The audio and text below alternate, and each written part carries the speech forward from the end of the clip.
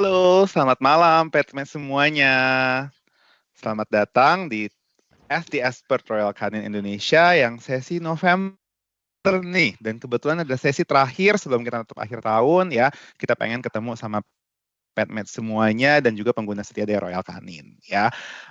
Tema hari ini menarik banget nih dan teman-teman kayak udah malam, udah Jumat, udah mulai pulang kerja gitu, mungkin udah di rumah dengan kucing atau anjingnya masing-masing, atau mungkin ada juga di sini yang belum punya anjing atau kucing gitu ya dan penasaran bener gak sih kalau anjing itu bisa menjaga kesehatan mental kita.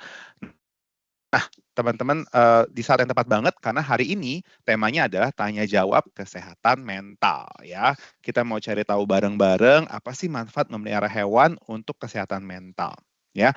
Dan sebelumnya kita juga mendapatkan banyak banget pertanyaan dari dari petmed semuanya.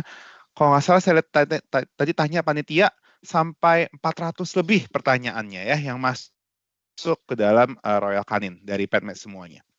Ya, terima kasih dan kita akan ambil yang menarik untuk dapat hadiah langsung dan nanti pertanyaan yang dipilih akan mendapatkan hadiah dari Royal Canin. Jangan takut juga petmates buat yang belum sempat nanya ya, petmates juga tetap bisa langsung di sesi webinar pada hari ini. Hari ini kita ada di website Cats and Dogs First dari Royal Canin.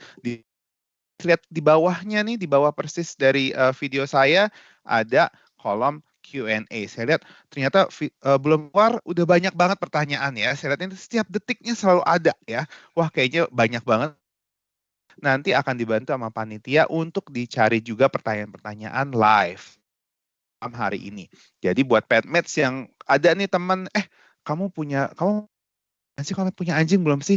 Nih ikutan webinarnya. Jangan segan-segan klik tombol share juga untuk bisa login langsung webinar live pada hari ini karena nanti kita akan bagi-bagi hadiah juga ya. Akan ada 20 hadiah untuk pemenang yang beruntung yang live yang ada di sesi hari ini yang joining pada malam hari ini. Ya, kita ada sesi ada voucher konsultasi dokter hewan senilai Rp100, Rp100.000 banget ya, merchandising dan juga supply produk ya dan jual supply produk Royal Canin selama 6 bulan. Wah, nggak mantep banget nggak sih itu? Jadinya akan langsung aman ya anabulnya untuk dapat supply dari makanan Royal Canin selama 6 bulan, ditambah voucher belanja dan juga konsultasi dokter hewan. Wah, kayaknya kesehatan mental anabulnya akan langsung terjaga ya kalau dapat juara 1. Oke. Dari 500 pertanyaan ini kita sudah dapat beberapa 3 sesi talk teman-teman. Jadi nanti kita akan bicara ada 3 topik. Pertama, kita akan memahami kesehatan mental. Kedua, kita akan bicara mengenai kesehatan mental dan memiliki hewan kesayangan, itu apa sih manfaatnya gitu ya. Yang ketiga adalah gimana caranya kita menjaga hubungan yang sehat dengan hewan kesayangan. Karena saya lihat banyak banget nih pertanyaannya. Kalau benar gak sih kalau saya stres, anabul saya juga stres gitu ya. Benar gak sih ada tadi saya lihat ada separation anxiety juga di chat ya. Jadi kita akan jawab dari 3 topik bersama ini. Tapi saya tidak sendiri, tentu saja petmed semua.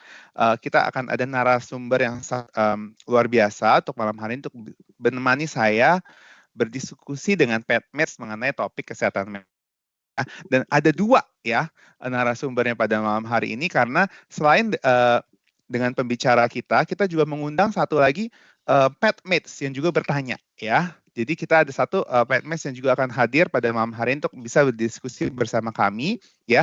Yang pertama tentu saja kita akan kedatangan Kak Ananza Prilly, SPI, sebagai content creator dan juga psikologis candidate di University of Indonesia. Ya, Kak Nanza ini udah content creator yang terkenal banget ya. Jadi mungkin kalau teman-teman petmates di sini yang generasi Z ya atau millennials, maybe generasi alpha gitu ya, pasti udah kenal banget sama Kak Nanza karena Kak Nanza ini sudah berkali-kali jadi content of the creator yang keren banget dan jadi banyak anugerahnya juga karena Kak Nanza ini sangat fokus kepada edukasi masyarakat terkait mental health ya. Dan untuk malam ini biar lebih menarik lagi juga, kita mengundang salah satu petmates yang sudah submit, yaitu kita akan kehadiran seorang dokter Satrio Buwono, SPA ya. Jadi beliau juga merupakan dokter spesialis anak. Jadi selain petmates juga, tapi juga beliau juga sangat kredibel di bidangnya dan saat ini sedang berpraktek di Betul. Oke, tanpa panjang lebar lagi, yuk kita panggil sama-sama kepada Kak Nanza dan juga Dokter Satrio.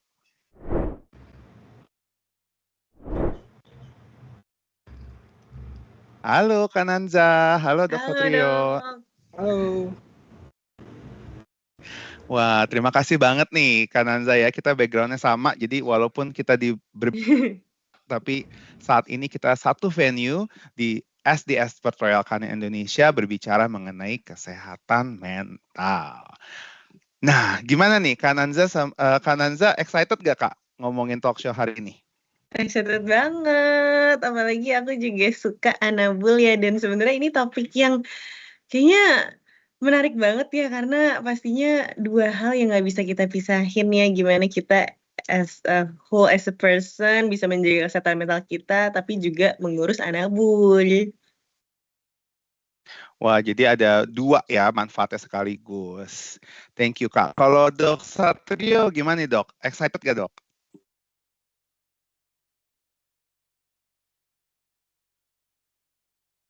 Oke, kayaknya Dok Satrio lagi ada connection problem ya, nggak apa-apa. Kita coba ngobrol-ngobrol dulu sama Kak Nanza nih ya. Ini Boleh kayaknya dong.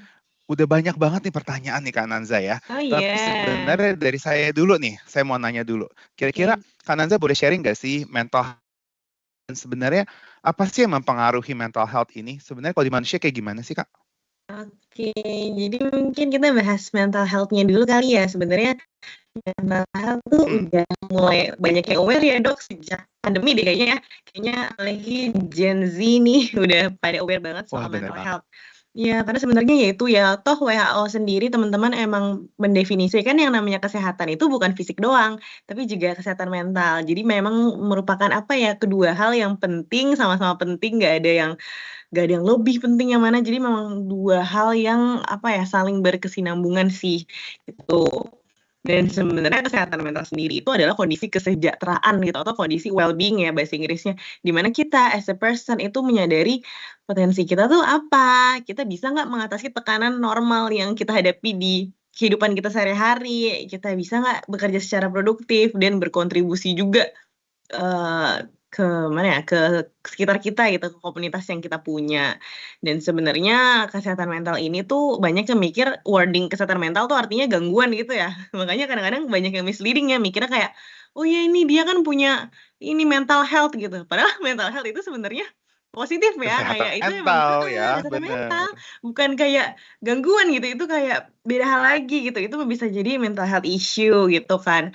Dan sebenarnya kalau tadi kita bicara sebenarnya apa aja sih yang mempengaruhi gitu kesehatan mental kita, ini memang sebenarnya lebih tricky nih daripada kesehatan fisik. Karena mungkin teman-teman ya kalau misalnya lagi misalnya apa ya, lagi nggak enak badan nih gitu, mungkin dari fisik juga kelihatan ya, kayak mungkin lebih lemas, terus juga mungkin kita pucat gitu ya Dok ya. Jadi kayak kesehatan fisik itu sebenarnya lebih gampang nih buat dideteksi, tapi kesehatan mental itu kalian mau pura-pura baik-baik aja juga bisa loh gitu.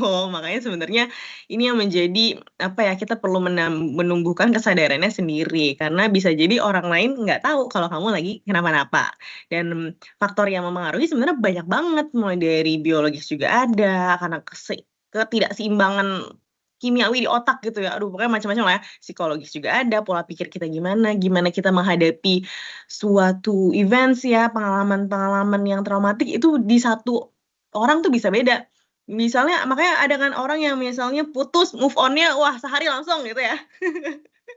Tapi ada juga mungkin yang sampai, oh berbulan-bulan, bertahun-tahun masih memendam luka yang sama, itu ada kayak gitu. Jadi gimana kita mengatasi masalah kita itu juga ngaruh, terus juga lingkungan sosial, siapa orang-orang yang ada di sekitar kamu, apakah mereka orang-orang yang baik, yang suportif, atau malah ternyata menjatuhkan, ya kan? Atau malah ternyata mereka lah orang-orang yang bikin perasaan kita sedih terus gitu, itu juga ngaruh banget ya. Jadi kayak siapa orang-orang terdekat di hidup kita gitu.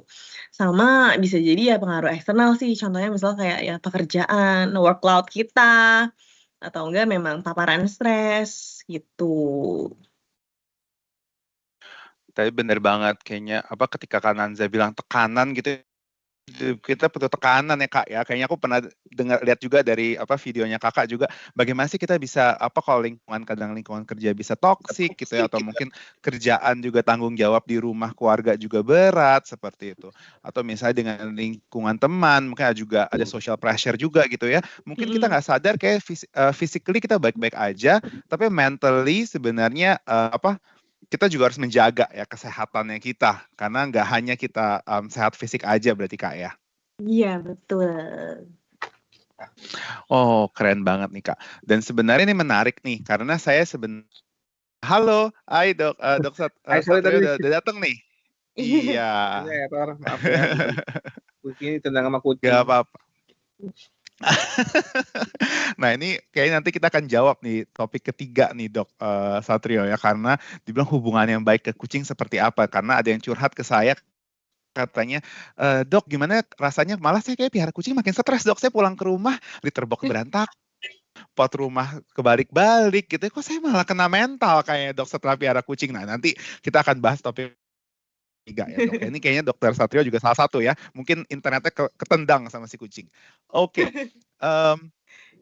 Tadi saya sama lagi ngomongin soal kesehatan mental dan saya juga sebenarnya menarik banget karena latar belakang saya dokter hewan, tapi saya juga mendalami untuk kesejahteraan hewan. Kananza. Jadinya sama juga nih, kalau di manusia kita ada kesehatan fisik sama mental, di hewan pun sebenarnya di anjing dan kucing ada mental health gitu ya. Jadi tadi banyak saya juga lihat petmeds di sini nanya, mungkin nggak sih kalau kucing saya stres, mungkin nggak sih kalau kucing saya tertekan gitu ya, dan ternyata kucing ini juga bisa merasakan tadi social pressure ya. Tadi kalau Kak Nanza bilang mungkin di lingkungan tekanan juga ada tekanan gitu ya, hidup gitu habis COVID juga nggak ada kehidupan sosial setelah COVID. Kok kayaknya makin pressure ya, tiap kali ngelihat scrolling Instagram kok kayaknya saya pengen langsung takut gitu, saya tuh kondisi saya gimana gitu. Sama juga ternyata di kucing pun ada loh kejadian, ada yang curhat juga petmeds dari yang nanya ke kita, katanya Royal Canin saya mau curhat deh, ternyata mungkin gak kucing saya ini berantem karena mereka saingan untuk dapat kasih sayang induknya kayak gitu ya. Saya bilang, wah ini ternyata bisa banget, karena terjadi sebenarnya karena si kakak sama adik ini mereka mungkin pengen deket sama induknya gitu ya, tapi mereka jadi kejar-kejaran. Gue dulu yang jaga sama induknya kayak gitu. Sebenarnya kesannya kok mungkin sih, sebenarnya mungkin karena mereka juga punya kemampuan sosial seperti kita ya. Oke, nah ngomong-ngomong soal pertanyaan, kita ada pertanyaan nih dari form dari Mas Rian Novari yang udah pernah jadi mungkin saya akan bacakan sedikit pertanyaannya. Jelaskan dong gimana kehadiran kucing dapat meningkatkan praktek mindfulness dan kreativitas pemiliknya dan dampaknya terhadap untuk mengatasi stres dan tantangan hidup. Wah, nih kayaknya aku mau nanya dulu nih ke Kak Nanza nih. Kira-kira apa sih mindfulness ini? Apa sih Kak? Kok ada yang nih ngomongin mindfulness nih Kak? Iya, mindfulness memang ini ya terms yang lagi in. Lagi in banget kayaknya. Sejak pandemi mulai banyak yang aware ya sama mindfulness. Ini sebenarnya bagus banget loh Dok. Jadi mindfulness ini, aduh kalau kata aku sih ini kunci dari berbagai kunci menghadapi banyaknya pressure dan stres dan ya segala kita ngebanding-bandingin diri lah sama kehidupan orang lain, ini sebenarnya mindfulness. Karena mindfulness itu tuh gampangnya kayak kita nih kan kadang-kadang suka berpaku pada momentum lain ya, misalnya kayak kita berpakunya sama, oh kejadian yang lalu-lalu gitu, terus yang sebenarnya udah selesai gitu, tapi ada di masa lalu kita masih suka mikirin, atau enggak, kita berpaku sama masa depan, jadi kayak overthinking banget, mikirin banget, "Nanti gimana ya? Entar abis ini ngapain ya?" Gitu-gitu ya.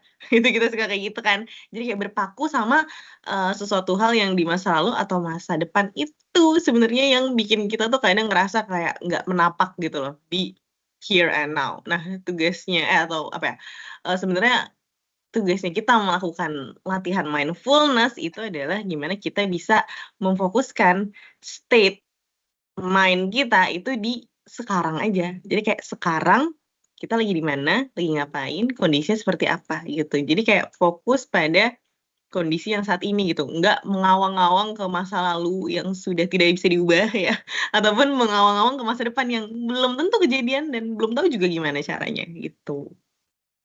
Oke, jadi masa sekarang ya yang penting ya Iya. Kananza ya. Nah, saya mau nanya ke Dok Satrio nih, mumpung udah lock in sama kita. Kira-kira Dok Satrio ngerasa gak sih ada apa manfaat dari apa dengan punya kucing kayak gitu ke kesehatan mental dokter sendiri?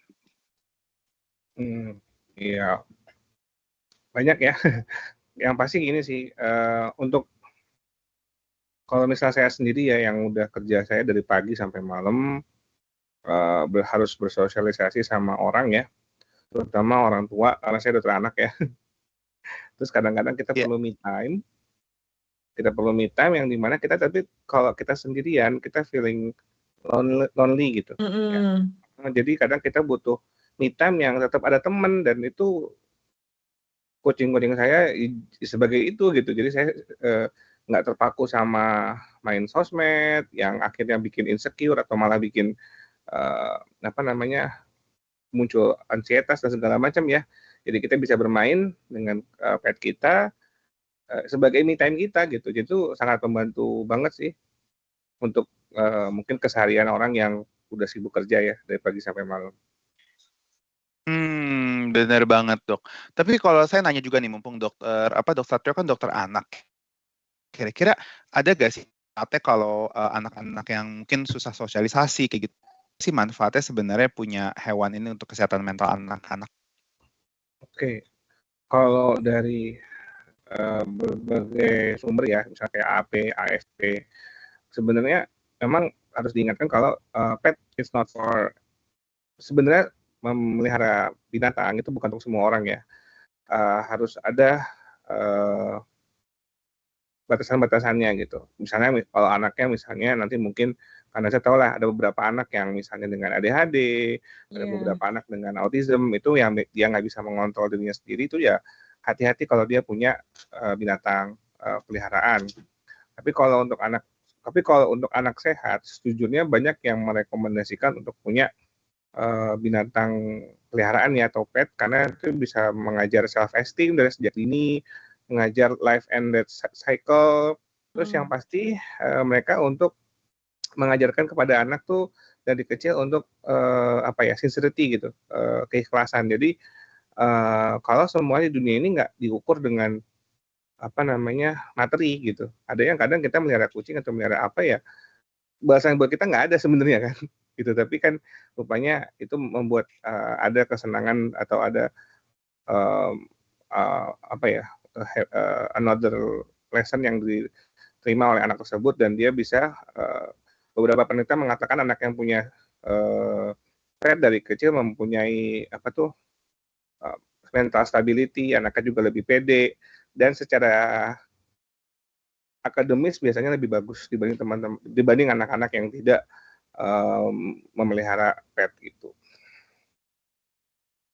Oke, thank you banget Dok Satrio karena nih kayaknya kita udah mau lanjut ke topik kedua nih ya karena kayak tadi kita Kananza tuh udah ngomongin mengenai kesehatan mental gitu ya, apa itu mental health ternyata juga ada di manusia juga dan ada juga di hewan begitu ya dan sekarang kita akan coba lanjut dulu ke topik kedua.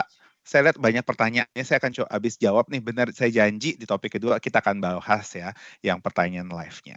Kita akan lanjut ke topik kedua yaitu mengenai kesehatan mental dalam memiliki hewan kesayangan.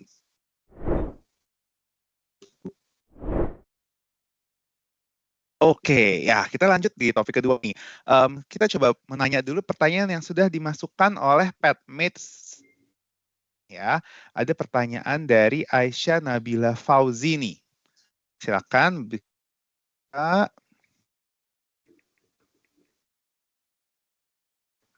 Oke, bagaimana sih dinamika proses memiliki hewan peliharaan pada kesehatan mental? Wah, ini ngomongnya dinamika ya, ini kayaknya bahasanya lumayan lumayan berat ya. Mungkin saya mau nanya ke Kak Nanza dulu nih. Kira-kira kalau Kanza, dari sisi apa, mental health sendiri sebenarnya ada nggak sih, eee, bagaimana prosesnya ini, kesehatan mental tadi kayaknya, Kak Nanza setuju nggak sama tadi yang Dok Satrio Ya sempet Iya, bilang aku juga. tuh sebenarnya baru aja kayaknya beberapa hari yang lalu ya dosen aku juga cerita gitu bahwa sebenarnya punya binatang di rumah ataupun misalnya yang kita sering temui ya, itu tuh sebenarnya sangat berpengaruh ke kondisi kita. Kadang-kadang itu ya kita tuh nggak pengen interaksi ataupun stimulasi yang intens lagi ya, habis pulang kerja, habis pulang kuliah gitu, rasanya udah capek, nah dengan kita misalnya kayak apa ya, memfokuskan pikiran kita terlepas gitu ya, detach dari hal-hal yang bikin stres, detach dari hal-hal yang kayaknya aduh serius-serius gitu ya, ketemu pets di rumah tuh memang rasanya kita jadi ada gate batasannya gitu loh, Kak. Oh, oke, ini kita udah masuk ke waktu yang relaksasi gitu. Juga sebenarnya, kalau apa ya, dibilang dinamikanya gimana dan pengaruhnya terhadap kesehatan mental itu banyak banget gitu. Aku tuh baca-baca juga ternyata interaksi kita sama hewan peliharaan itu tuh gak cuma seru atau lucu-lucuan atau gemes-gemesan doang, tapi juga memang banyak banget, efek positifnya secara ilmiah gitu. Kayak apa ya, tubuh kita tuh bisa menghasilkan hormon gitu, oksitosin gitu yang bikin apa ya, rasa nyaman ketika kita lagi bermain ataupun atau nggak gini, banyak banget loh ya, sampai ada teman-teman aku yang kalau misalnya lagi sedih, kucingnya tuh kayak nemenin gitu loh, walaupun nggak ngobrol, nggak cerita, tapi juga bisa jadi, apa ya, tempat yang nyaman juga loh buat kita ya, deh diem tapi berasa ada orang gitu, berasa ada someone yang nemenin kita gitu. Dan selain itu juga sebenarnya pengaruh lainnya gitu, kayak interaksi kita sama hewan peliharaan itu sebenarnya juga bisa, bikin kita nggak terlalu stres ataupun nggak cemas gitu. Karena ngomong-ngomong soal mindfulness gitu, kita jadi kayak ada sesuatu gitu yang bisa kita fokusin yang here and now-nya gitu. Kadang-kadang kan kita jadi kayak, main HP, itu bener sih yang tadi dokter bilang kayak main HP, ketemunya sama postingan-postingan yang malah bikin kita makin overthinking gitu. Karena banyak banget, there's so much going on gitu di HP gitu kan, tapi kalau lagi kita main sama pet kan kita kayak, ya udah kita bener-bener present di momen ini gitu. Bahkan sebenarnya salah satu cara grounding techniques ya, kalau teman-teman lagi overthinking banget dan pengen here and now itu dengan cara memperhatikan secara detail sesuatu benda ataupun apapun yang lagi kalian ada di depan kalian gitu. Contohnya misalnya kalian mau ngelus-ngelus pet, terus kayak perhatiin mukanya gimana, perhatiin bulunya gimana, itu tuh juga kita jadi apa ya, mengalihkan fokus kita ke here and now gitu, bener-bener nggak ngawang ke mana-mana. Dan kalau yang konkretnya lagi sebenarnya, masalah kesehatan mental itu kan nggak cuma illness-illness yang besar-besar ya, sebenarnya kayak loneliness loneliness ya itu juga termasuk yang sampai sekarang masih banyak dialami, nggak cuma sama orang-orang yang udah, dewasa ya, tapi yang remaja juga iya lagi gitu. Karena mungkin ini ya, dengan eranya kita serba digital, kadang-kadang interaksi yang real malah berkurang, dan makanya rasa kesepian Hmm. itu meningkat banget sebenarnya. Dan apa ya, interaksi yang bermakna, mungkin itu ya, interaksi yang bermakna tuh sebenarnya di era zaman sekarang tuh agak mengurang. Nah, sebenarnya hewan peliharaan kita yang ada di rumah itu sebenarnya bertindak sebagai teman gitu ya, teman yang membantu kita mengurangi rasa kesepian itu, terutama kalau teman-teman yang tinggalnya sendiri. Juga sebenarnya, mmm karena pets juga punya skill interaksi sosial ya, jadi sebenarnya ini juga bisa membantu kita banget sih buat terlibat dalam, interaksi sosial yang lebih tinggi. Sama sebenarnya efek-efek lainnya tuh juga bisa bikin kita tuh lebih punya rasa compassion. Jadi empati, belas kasih itu tuh enggak enggak semua orang tuh udah punya gitu loh dari sananya gitu. Jadi memang sebenarnya Hmm. apalagi buat anak-anak itu bener sih Dok, bagus banget, untuk, dikenalkan gitu biar kayak, "Oh ternyata ada ya makhluk lain nih yang mungkin, ukurannya lebih kecil daripada kita, tapi dia juga ngerti loh, dia juga merasakan sesuatu loh," gitu, yang bikin kita juga harus berhati-hati dan lebih apa ya, mempertimbangkan mungkin lah ya, kayak apakah misalnya perilaku kita nyakitin dia, apakah, tindakan kita, bikin dia jadi sakit atau gimana-gimana gitu. Oke, nah menarik banget nih Kak, karena kalau aku boleh sharing, tadi apa interaksi Aku tuh setuju banget sama Kak Nanza, karena saya juga punya anjing ada 4 di rumah, Oh tapi ada satu iya. anjing adopsi yang manis banget namanya Mini. Dia itu selalu setiap kali saya pulang kantor, saya buka pintu dari mobil, pasti dia akan naik ke mobil saya, terus dia melok. Dan itu menurut saya itu adalah interaksi berharga buat saya. Karena setiap kali kayak udah capek, udah kerja kayak gitu ya, kemudian ketika pulang ada aja selalu dia selalu pasti nunggu kalau saya buka pintu dan dia Ah. selalu dari semua anjing dia akan loncat dan dia minta dipeluk. Jadi saya ngerasa ada ya apa ya saya bilang kayak gitu rewarding banget. Langsung ngerasa lelah Iya. saya hilang, saya ngerasa langsung oh I'm at home ya, saya ada di rumah dan saya Mhm.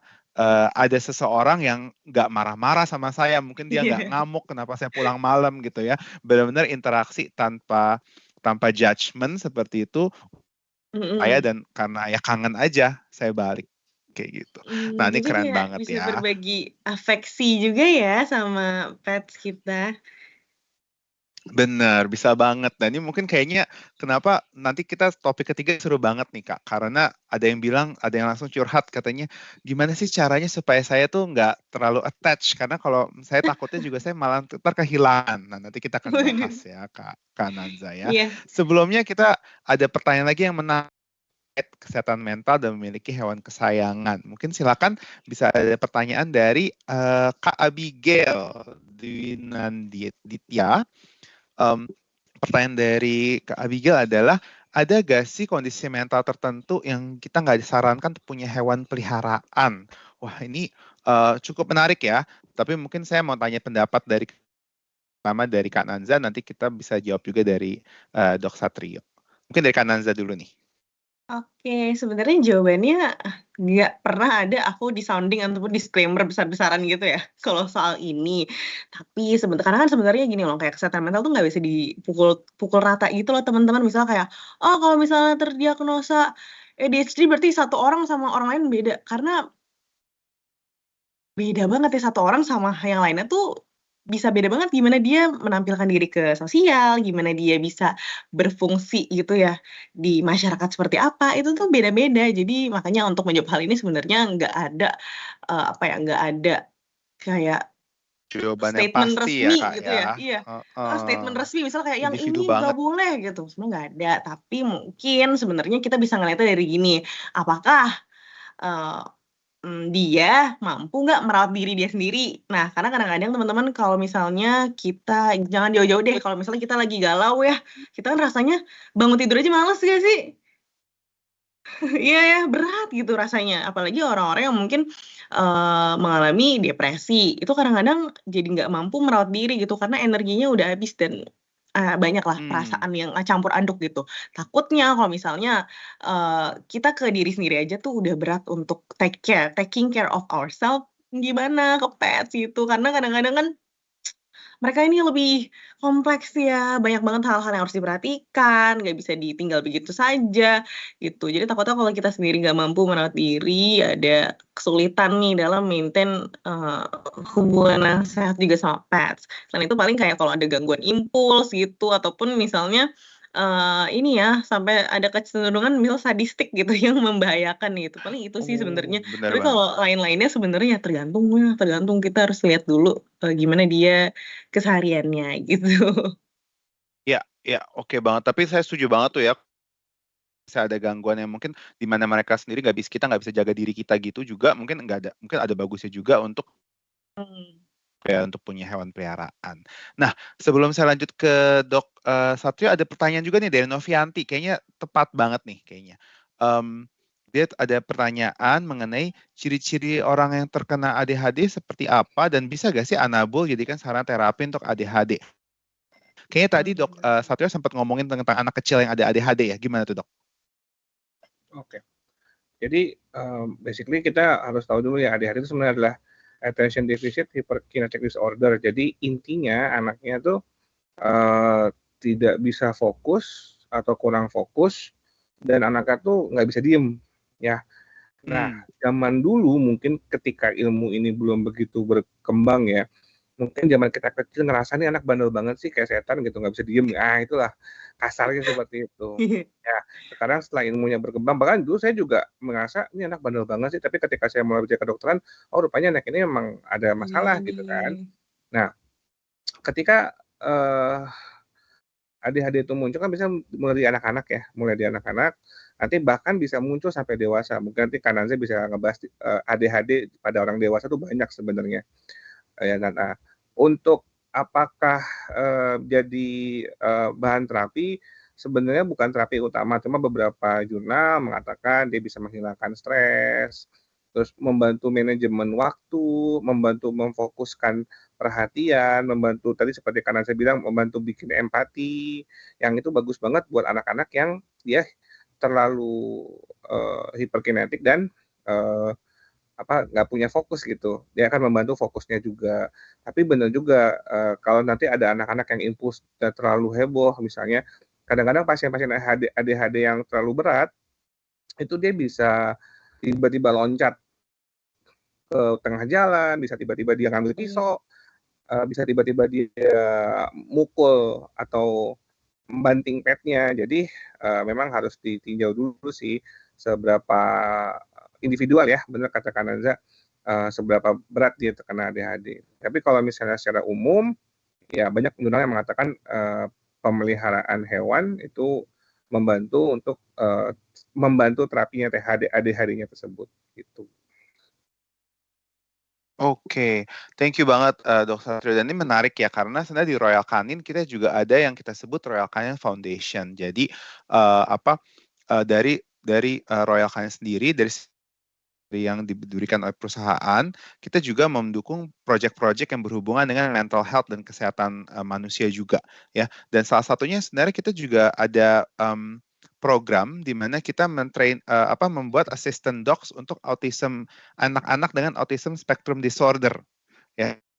Dan ini kita coba proyeknya ada di Spanyol, kita lagi berjalan 2 tahun gitu ya, di mana kita mencoba bagaimana anak-anak ini yang mungkin ada rasa ketakutan, mereka nggak secure dalam hidupnya kayak gitu, di mana mereka juga dengan interaksi dengan anjing di Spanyol, mereka bisa lebih mendapatkan psychological development gitu ya, dan quality of life yang lebih baik. Dan ini kayak menarik banget karena kayak tadi Satrio juga bilang, jurnal-jurnal bermunculan dan kita juga mulai eksplor lagi nih bagaimana caranya kita bisa make a better world for pets tapi juga for the humans within gitu ya. Oke, nah kita langsung saya nggak mau dimarahin sama penanya-penanya yang live ya. Kita mau angkat satu pertanyaan live nih dari Muhammad Faisal ya. Apa saran Anda untuk orang yang ingin memulai terapi kesehatan mental dengan memelihara hewan peliharaan? Bagaimana cara memulainya? Terima kasih. Wah, oke, ini kayak mau mulai nih, berarti belum punya hewan gitu ya. Mungkin kalau dari Kananza sendiri nih, kira-kira ada tips nggak sih kalau misalnya coba pelihara hewan peliharaan untuk kesehatan mentalnya, ada tips-tipsnya nggak kalau dari kakak? Oke, sebenarnya kayak tadi yang Dok Satrio bilang ya, pets terapi ini tuh biasanya sebagai pendukung aja, means dia tuh nggak bisa gantiin treatment yang diberikan profesional.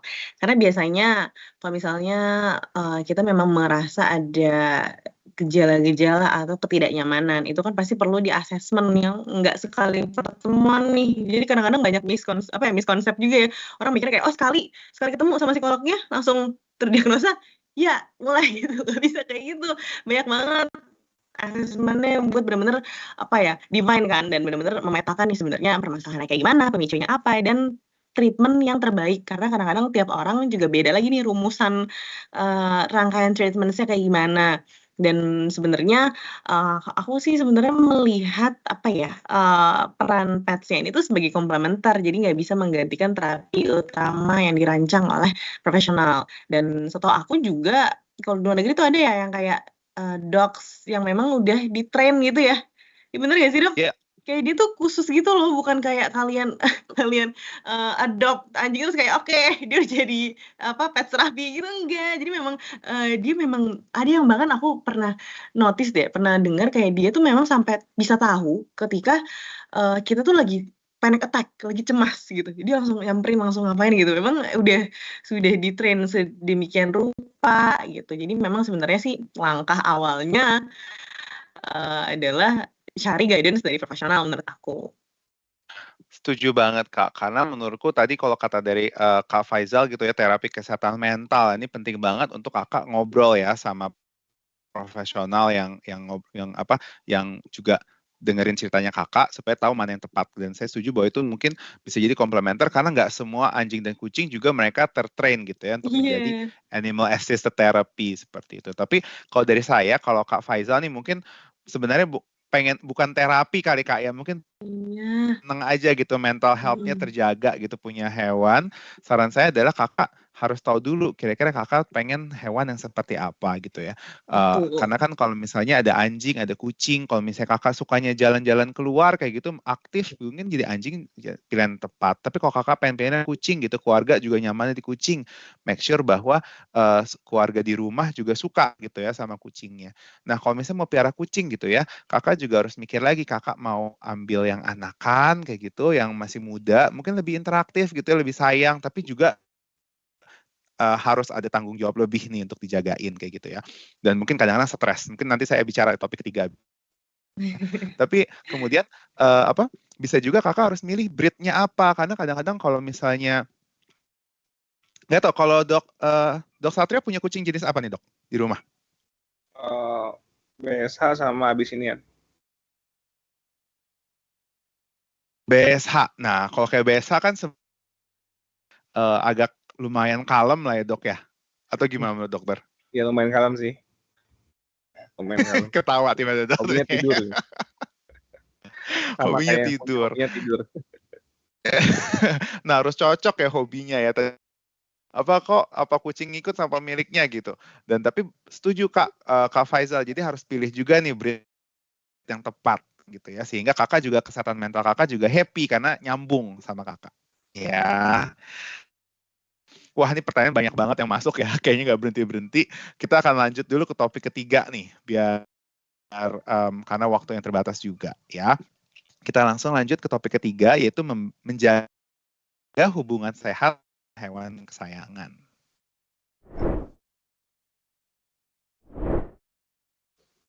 Nah, ini kayaknya kenapa paling panjang ya, karena pertanyaan banyak banget ya. Mungkin kalau saya baca-baca, ada yang bilang, bener gak sih Kak, kucing itu menyerap energi kita gitu ya, karena ibaratnya yang jelek-jelek diserap sama mereka gitu.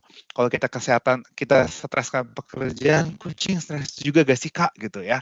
Ada yang bilang di sini curhat juga, katanya kalau saya nangis, kucingnya datang dan tidur di samping saya. Sehingga, tapi saya juga takut jangan sampai kucing saya jadi stres gara-gara saya stres gitu ya. Nah, kita langsung pertanyaan pertama nih. Kita coba ada angkat juga dari yang sudah kirim ke kita. Sebelumnya dari Atma Yani. Hubungan yang sehat dengan hewan peliharaan itu seperti apa sih?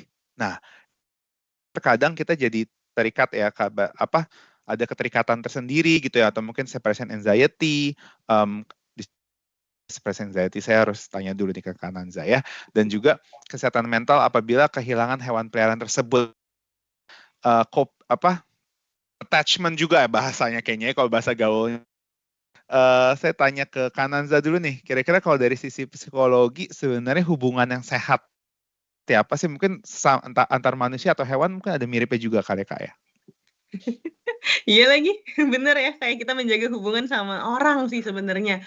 Kayak contohnya misalnya gini sih Kak, kadang-kadang yang tadi dokter bilang itu sebenarnya kayak bagaimana sih kita bisa mengetahui nih kita tuh berharapnya sebenarnya apa sih dari kita memiliki pets sih, apalagi untuk yang baru pertama kali. Karena jangan sampai misalnya itu ya, pengen adopt gitu, kita tanpa berpikir panjang, pengen adopt anjing, pengen adopt kucing gitu, tapi nggak mikir, oh ternyata wah, nanti baru kaget nih, wah ternyata ribet banget ya, wah ternyata diberantakin ya gitu.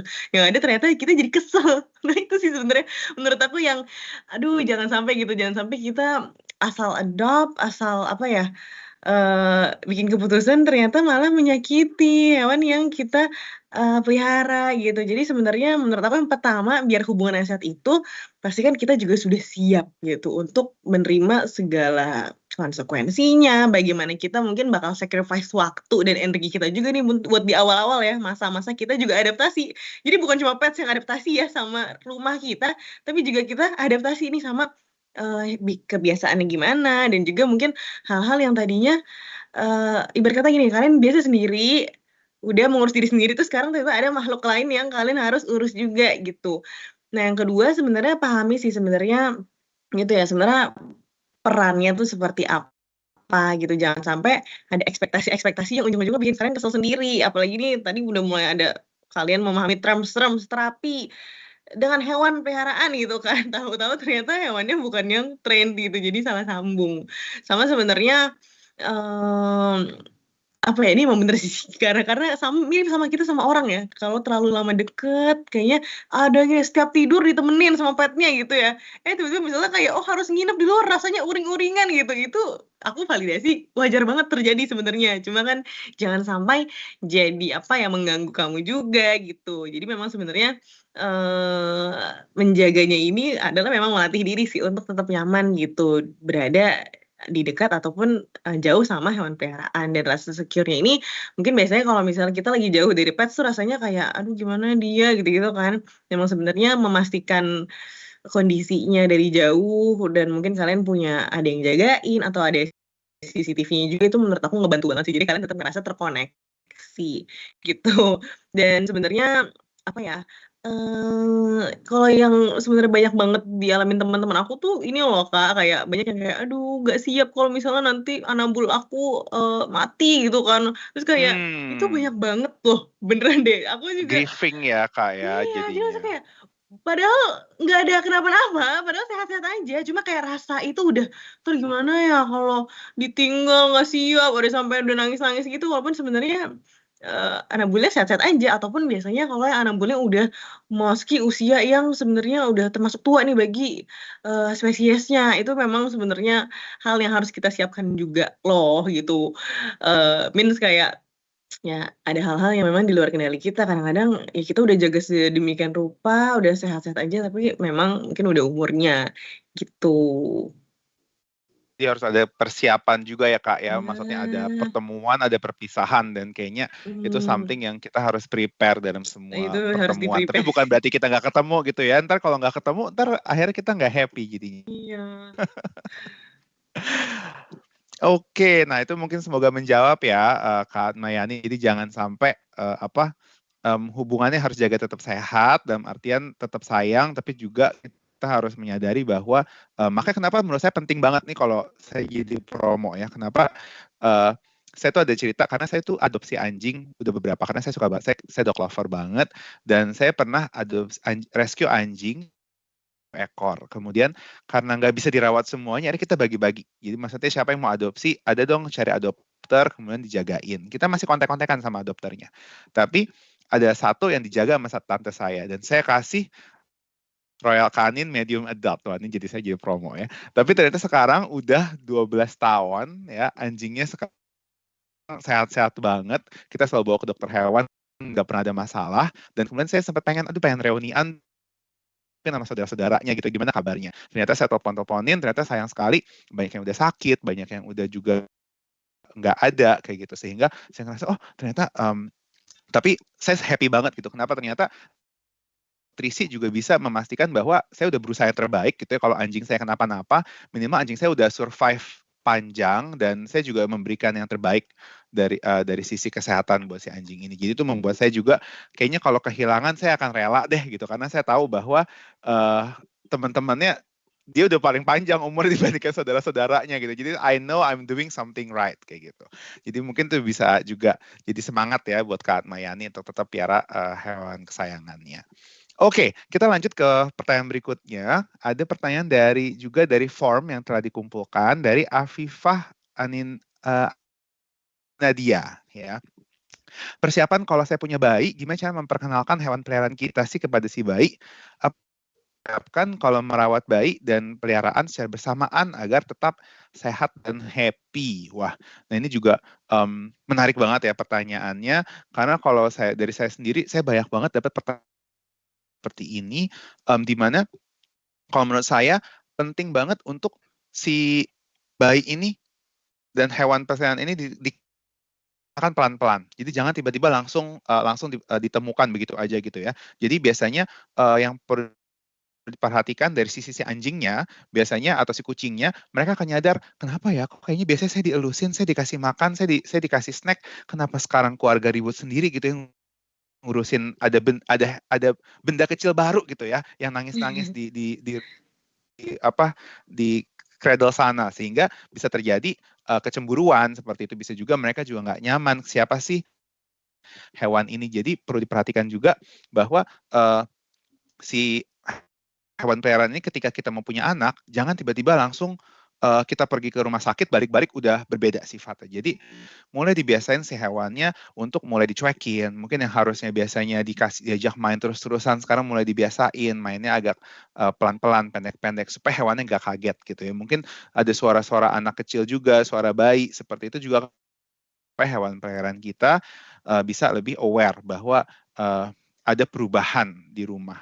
Nah, tapi saya mau nanya nih ke Dok Satrio. Mungkin Dok Satrio sendiri, gimana sih caranya kalau misalnya memperkenalkan hewan ke anak gitu ya? Karena kan kadang tadi dokter juga bilang nggak semua anak suka juga sama hewan gitu. Mungkin ada nggak sih tips and triknya supaya mereka nggak trauma atau takut gitu, Dok? Oke, thank you.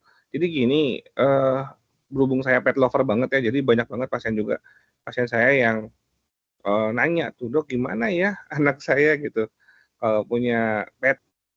Gitu. Nah, yang pertama kita bahas dari segi kesehatan dulu ya, yang paling penting adalah zoonosis, infeksi yang dapat terjadi dari hewan ke manusia.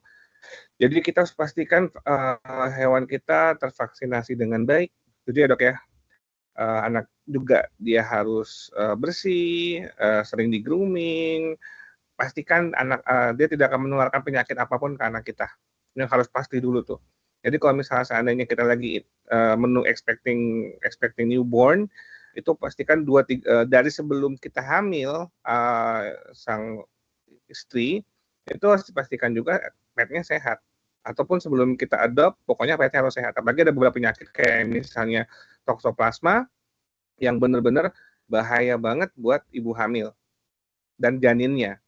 Jadi satu itu yang paling penting adalah kesehatan. Jadi harus yakin tervaksinasi dengan baik, petnya sehat dan baik-baik aja, petnya sehat, nggak ada penyakit lain kayak misalnya skabies itu juga bisa kena ke manusia, kutu juga bisa kena ke manusia, jadi harus hati-hati banget. Nah, terus yang kedua adalah karena berhubung saya pencinta kucing banget ya, jadi saya sering baca-baca gitu lintas sektoral gitu ya, dan rupanya yang saya baca-baca itu ketika ada member baru di keluarga, misalnya dia rupanya newborn, yang pasti pet kita akan cemburu. Ya mau petnya kucing, apapun dia akan cemburu. Nah itu kita harus bisa mencegah terjadi hal-hal yang tidak kita inginkan gitu. Karena misalnya mungkin saya cat lover ya, mungkin aja dia bisa mukul si bayi, bisa aja. Atau mungkin anjing, kalau yang saya baca-baca, ada beberapa jenis anjing yang ramah ke anak, kayak golden retriever tuh ramah.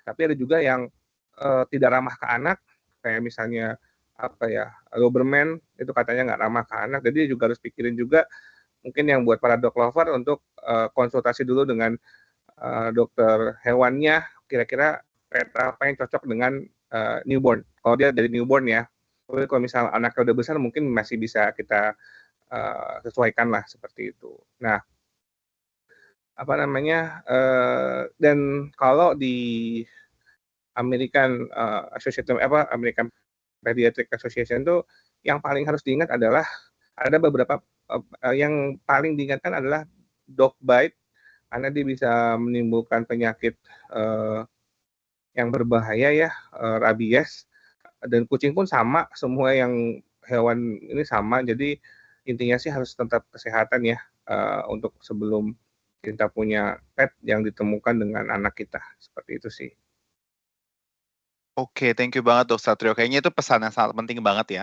Karena di sini kayak saya ngeliat kayaknya ada medis, kemudian ada psikologi begitu ya, kemudian ada juga medis dokter hewan begitu. Karena kalau kita ada sebut juga dengan gitu. Jadi kesehatan hewan, kesehatan manusia, kesehatan mental hewan manusia itu semua jadi gabung jadi satu gitu. Jadi dalam artian kayak tadi Dok Satrio bilang pastiin ketika kita pengen memperkenalkan anak, begitu di rumah juga piara hewan, pastiin kesehatan hewannya sehat, dibawa ke dokter hewan, divaksin rutin, dikasih obat cacing. Dan kayak tadi dok, ada yang curhat juga ternyata dok gitu ya. Saya dari pertanyaan ke kita ada juga bilang, dok udah menikah 10 tahun tapi belum dikaruniai anak, dan orang-orang selalu toksik bilang ke saya, katanya karena kamu piara kucing sih, jadi kamu nggak dapet. Nah ini sebenarnya kayak gini, apa menurut saya juga harus perhatikan banget. Biasanya toksoplasma ini bisa ditularkan tidak hanya dari kucing, tapi banyak juga sebenarnya, mungkin bisa correct me if I'm wrong ya dok ya, tapi juga dari daging yang tidak matang, sayur yang juga terkontaminasi dari tanah yang terinfeksi toksoplasma. Ini bisa menyebabkan infeksi toksoplasma.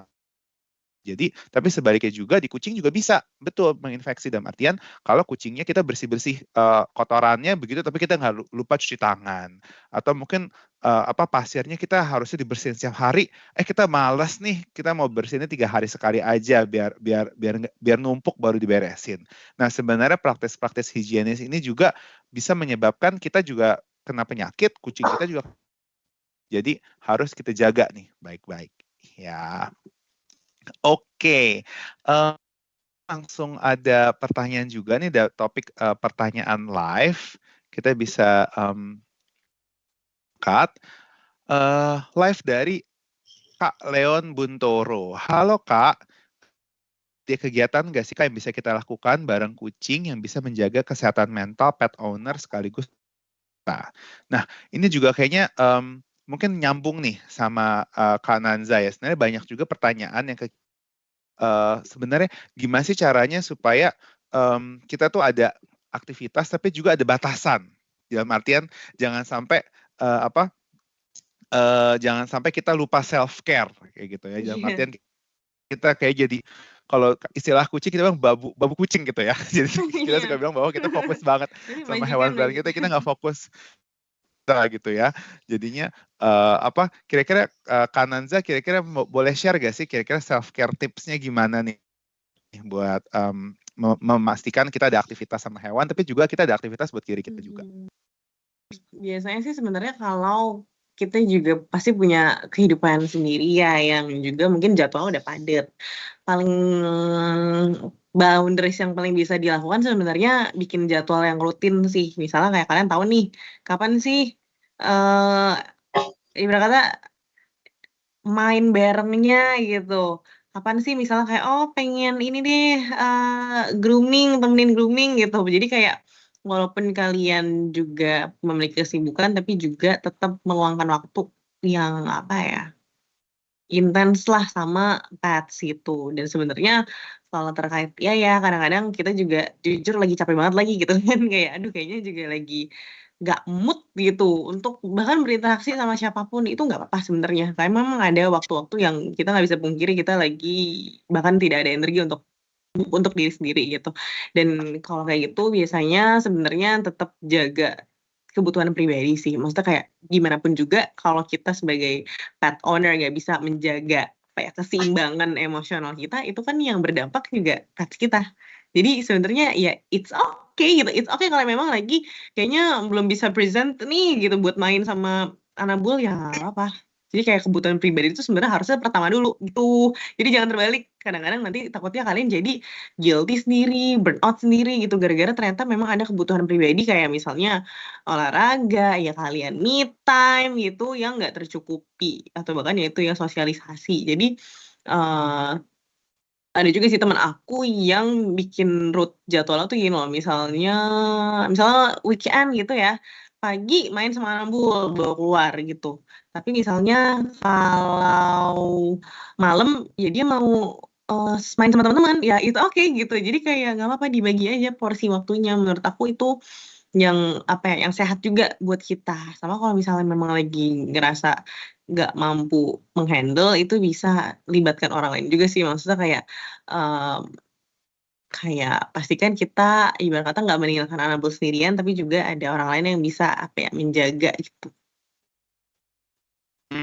Jadi paling tadi jadwal ya. Jadi tahu bahwa apa sih kegiatan untuk bareng sama juga jangan sampai kita lupa sama self care kita sendiri gitu ya, karena banyak banget mungkin di sini kalau ada beberapa mungkin yang punya hewan banyak banget gitu ya. Aduh, Oh iya ya, ya itu apa tuh. gak keurus gitu ya, ke Heeh. dokter hewan gak keurus, kasih makan yang bagus gak keurus, tempat yang bersih Hmm. juga gak keurus, tapi kasihan. Tapi menurut saya juga kasihan juga ke pet mats juga gitu ya, kalau misalnya gak ada waktu untuk diri sendiri. Kalau misalnya kita nggak bisa fokus ke diri sendiri, Bener sih. gimana cara kita bisa menyayangi hewan kesayangan kita juga gitu ya, dengan proper dan dengan bijak. Jadi itu penting Makanya banget nih. sebenarnya ini nggak sih Dok, kayak maksudnya kita kan sebagai manusianya nih yang bisa mengatur semua strategi ini dan memikirkan gitu, sebenarnya bijaknya tuh di kita gitu yang decide. Apakah kita bisa mengukur diri nggak sih? Maksudnya kayak, oh pengen nambah, pengen terima dari saudara, dari apa gitu. Kita sanggup nggak buat maintain-nya gitu? Karena jangan sampai ya itu ya, kita senang-senang aja tapi ternyata kita lupa gitu, oh ternyata gue juga kelelahan ya, dan itu juga nggak salah gitu. Jadi jangan feel guilty buat itu, mendingan kita mengambil langkah yang bijak gitu buat, itu ya mungkin, mengurangi atau menolak kalau misalnya ada yang pengen ngasih gitu ya, biar sama-sama sehat mental nih, si pets-nya sama kitanya juga. Betul, setuju banget ya. Jadi semoga harapannya Kak Leon juga bisa ada ide nih ya, kegiatan bareng-bareng, dan menurut saya mungkin kegiatan yang bareng yang juga bisa memudah, misalnya contohnya ajak main gitu ya dengan pakai toy, kita Mhm, punya banyak toys, ke bisa bikin sendiri park gitu juga. ya? Kadang-kadang ke park kayak gitu, kalau misalnya Heeh. outdoor juga bisa dipakai on leash untuk bisa ke park kayak gitu, atau mainan-mainan indoor gitu ya, mungkin di rumah nggak terlalu banyak pengennya istirahat gitu ya, weekend di rumah, banyak kegiatan hal yang bisa dilakukan dengan mainan kayak gitu. Kadang-kadang yang saya suka adalah main petak umpet sama si kucing. Saya suka rekomendasi ini ke petmates yang juga konsultasi sama saya. Saya suka bilang, kasih aja kibelnya kayak gitu, makanan keringnya dibagiin beberapa tempat. Jadi jangan dikasih tempat makannya aja, tapi diputerin ke cat tree-nya juga, ke bagian-bagian ujung-ujung sudut-sudut ruangan, sehingga kucingnya kayak main sembunyi-sembunyi, mana sih dikasih mana sih makanannya sama sama sama kamu gitu. Dan itu juga menarik banget, dan mungkin tuh bisa jadi ide TikTok juga loh Kak Leon ya, nanti bisa jadi interaksi, juga bisa main-main sama si kucing. Oke, kita ada satu lagi yang sudah masuk juga dari pre-event ke kita, dengan dari Kak Syafa nih, Kak Syafa Azahra. Ada gak sih dampak kesehatan jangka panjang bagi anak-anak yang tumbuh dengan hewan peliharaan dibandingkan yang tidak memilikinya? Oh, oke. Nah, ini kayaknya sebenarnya topiknya mirip ya dengan tadi, kayak sempat dibahas juga sama Dok Satrio juga. Mungkin Dok Satrio bisa komen dikit gak Dok, kira-kira kalau, atau mungkin dari pengalaman pribadi gitu ya, apa dari saudara juga, bagaimana sih kalau anak tumbuh dengan hewan peliharaan dibandingkan dengan konteks memang nggak takut ya anaknya? Ya kalau jangka panjang ya, sebenarnya pertumbuhan anak itu nomor satu adalah orang tuanya ya. Jadi kita bilang anak itu copycat yang terbaik. Jadi dia melihat dari sekelilingnya gitu, terutama orang tuanya. Jadi apakah ada dampak kesehatan jangka mental? Jika dia sering melihat orang tuanya nurture, sayangin petnya, otomatis itu akan terpatri dalam diri dia dari mental yang sangat dini. Dan itu akan teringat sampai dia dewasa. Jadi mungkin anaknya akan lebih penyayang, akan lebih apa ya, lebih ikhlas, lebih sering berbagi, itu pasti ada secara nggak langsung. Tapi itunya adalah perkembangan anak nomor satu oleh orang tua. Nah, dan untuk pet ini bukan sebagai utama ya, tapi dia pasti membantu dan otomatis dia akan membangun kepribadian yang akan lebih baik di anak kemudian harinya. Seperti itu sih. Oke, jadi sebenarnya perannya adalah bagaimana nggak hanya anak dengan hewannya gitu, tapi bagaimana anak melihat orang gitu ya, nyayang sama hewan, kemudian anak belajar nih rasa empati, Ya. rasa sayang terhadap makhluk hidup lain gitu ya, sehingga anak ini bisa mimicking juga rasa sayang dari orang tuanya. Wah, thank you Dok Satrio ya. Ini pengalaman pribadi juga nggak nih Dok? Nggak. Oke, mungkin pertanyaan masih banyak ya, tapi waktu lumayan terbatas, gak disangka kita udah mau 1 jam bersama Kak Nanza dan juga Dok Satrio. Jadi pertanyaan masih banyak, tapi jangan jangan takut ya, PetMeds nanti bro, saya lihat banyak udah interaksi juga di kolom chat gitu. Saya setuju, saya juga seperti itu gitu ya.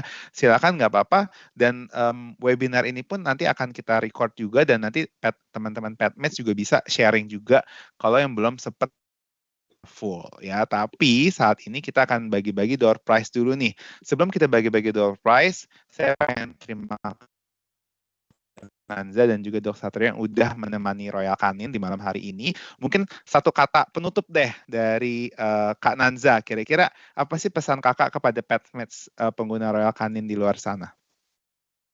Oh ya, pesannya sebenarnya aku senang banget ya webinar kali ini tuh banyak banget materi-materi yang insightful dan pastinya teman-teman udah semakin paham lagi nih terkait kesehatan mental dan hubungannya gimana sama Anabul dan kita juga udah belajar bahwa sebenarnya memiliki hewan peliharaan itu bukan cuma tentang merawat dan lucu-lucuan gitu, tapi juga sebenarnya tentang bagaimana kita bisa menciptakan hubungan yang saling menguntungkan, membawa kebahagiaan, kenyamanan bagi kesehatan mental kita dan juga kesejahteraan hewan juga.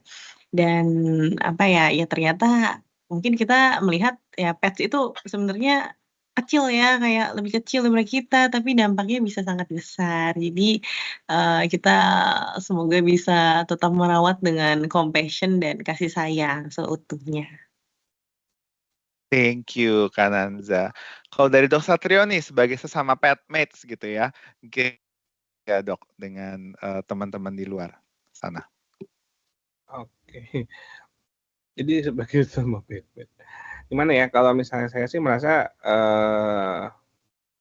memelihara hewan itu banyak manfaatnya ya, dari segi kita sebagai manusia, dari segi mental, kesehatan juga gitu. Cuman yang kita harus pikirkan adalah banyak juga hal-hal yang bisa muncul sebagai disadvantage ya. Misalnya kayak tadi penyakit atau bahkan alergi yang bisa mengikuti dari pemeliharaan pemeliharaan pet gitu ya.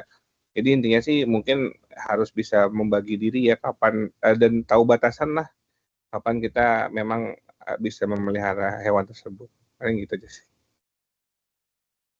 Oke, thank you banget Dok Satrio, thank you banget Kak Nanza. Sekali lagi kita tepuk tangan virtual yang meriah untuk Kak Nanza dan juga Dok Satrio. Semoga kita bisa ketemu lagi ya di lain kesempatan. Terima kasih. Amin. Terima kasih semuanya.